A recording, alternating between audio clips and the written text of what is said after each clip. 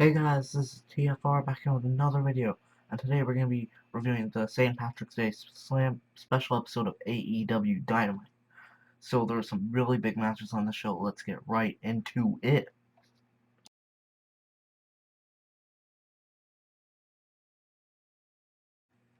So the first match to start the show was Penta Zero Miedo versus Cody.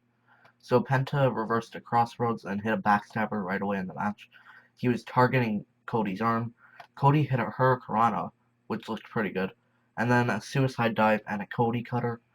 Penta kicked out of the crossroads, snapped Cody's arm, and then he was taunting, and Cody won with the roll-up. Penta attacked until Nightmare Family made the save, and then QT Marshall was very late, feeding into his heel turn. I liked it 3.5 out of 5.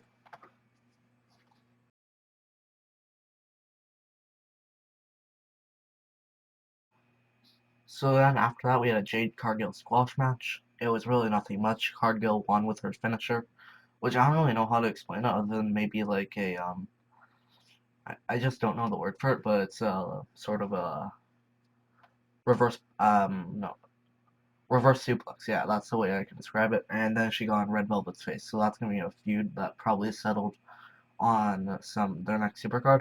But yeah, I liked it. So 2.5 out of 5, or not, actually 3 out of 5 is good.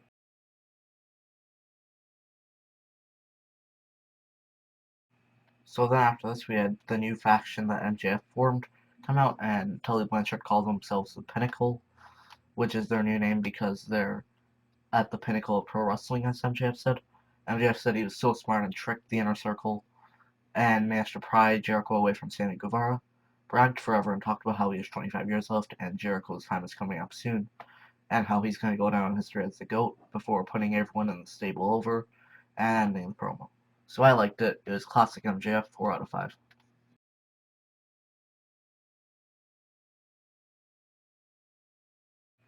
So then after this, we had the 10-man tag.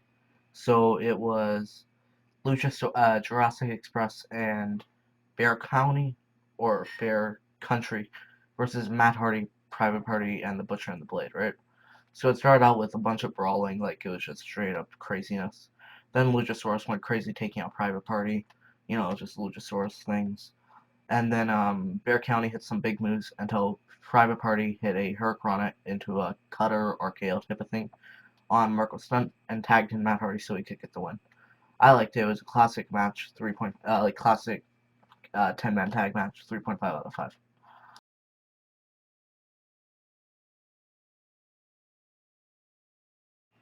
So then we had John Moxley and Eddie Kingston versus the Good Brothers. So the Good Brothers attacked Kingston when he was making his entrance. They all started brawling. Then that was followed by the Good Brothers just dominating for most of the match until Kingston managed to make the hot tag to Mox. He went crazy, hitting suicide dives and a pile driver before they started double teaming Kingston after Mox tagged him back in. I mean, before they started, no, they started double teaming Mox, but Kingston took out Gallows.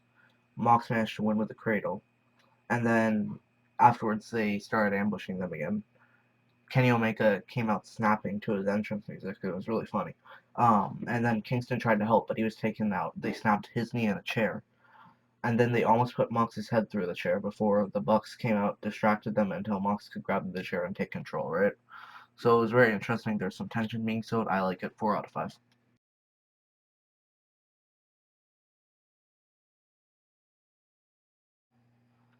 So then Ray Phoenix was facing Angelico. They had a very, very good technical match, and they were using submissions and everything until Angelico kicked Phoenix in the head, and then Phoenix kicked him in the head, and won with a wheeled pile drivey sort of move. It was good. I liked it. For what it was great. So 3.5 out of 5.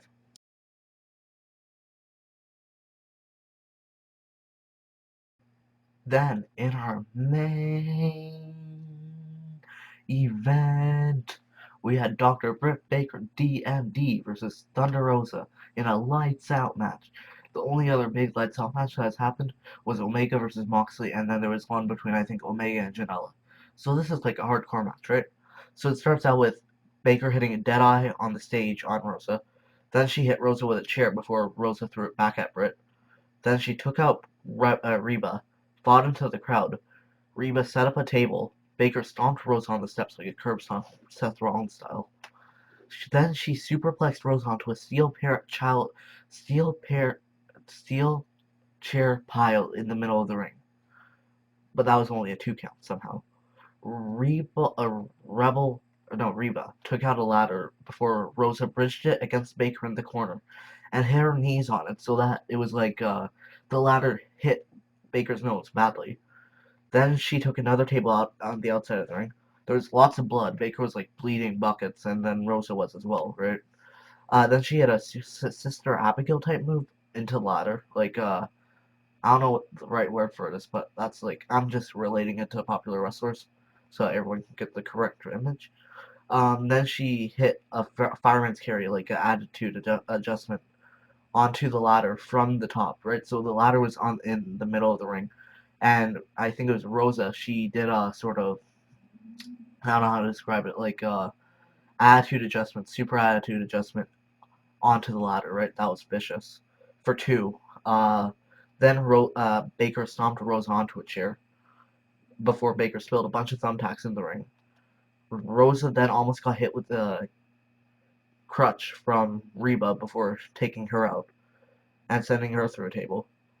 Rosa hit the powerbomb on the tacks, but Baker somehow kicked out. Baker locked in the lockjaw, but Rosa got out by sending her onto the thumbtacks, like she reversed it into like a cradle pin, I guess you could say. But it was sending Baker's back into the thumbtack, so she had to let go. Baker hit a super kick before Rosa hit like a tombstone, reverse tombstone through the table for the win. That was the first women's main event to main event major AEW programming, and it was an amazing match and choice for it. It was an amazing match, absolutely great, hardcore, crazy, 5 out of 5, man. That was amazing. That was elite levels. Like that lived up to the name of all elite wrestling, no doubt.